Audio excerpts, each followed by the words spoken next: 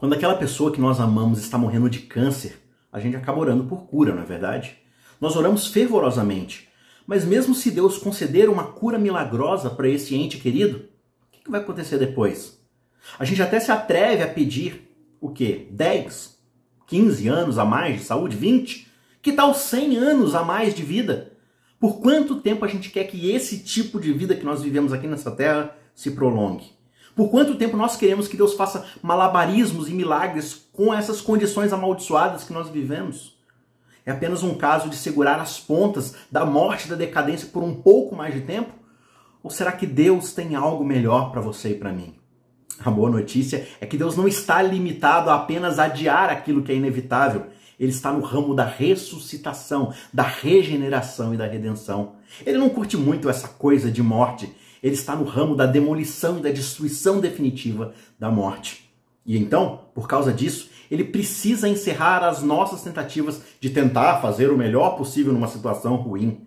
Uma vez que a humanidade abriu a porta para a morte e para o caos, ele precisou trancar a porta para a vida eterna. Porque esse tipo de vida, onde o pecado e a destruição imperam, precisam chegar a um fim.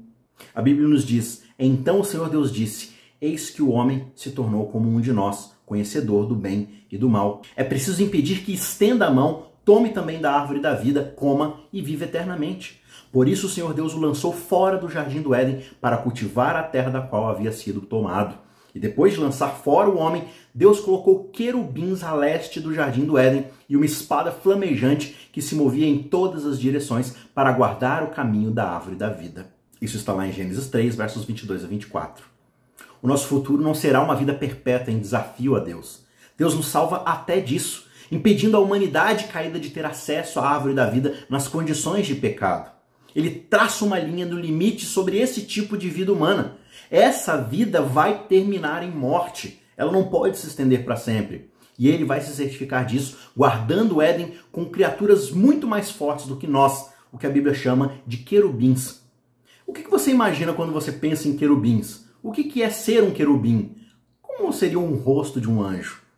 A arte raramente captura o que a Bíblia de fato descreve. Quando a Bíblia relata visitas angelicais, eles geralmente têm que tranquilizar os seres humanos que ficam amedrontados, que se jogam no chão de temor. E esses querubins, esses anjos, geralmente usam palavras como não se apavorem. Sabe? Os anjos são criaturas temíveis, espantosas, cercadas da glória celeste. E a primeira menção que a Bíblia faz aqui não os descreve como seres fofinhos, criancinhas de cabelos enroladinhos, tocando harpa, com olhos doces, fofinhas. Não, eles são retratados como seguranças mortais carregando uma espada de fogo. Estes seguranças, armados até os dentes, garantirão que a vida caída não será eterna.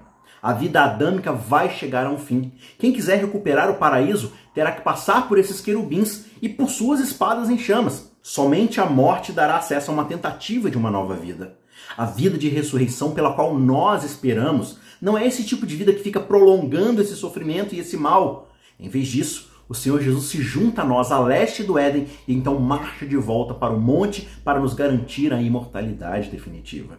A cruz era Jesus passando pelos guardas mortais e flamejantes e sofrendo o golpe da espada em si mesmo. Desta forma, a antiga vida adâmica foi morta e descartada. Mas Cristo e somente Cristo tem a força e o mérito para passar para o outro lado, para dentro do jardim, para a vida imortal. E essa é a vida que ele oferece a mim e a você. Não é uma extensão da vida de Adão com todas as suas doenças, decadências, desesperos e falhas de caráter.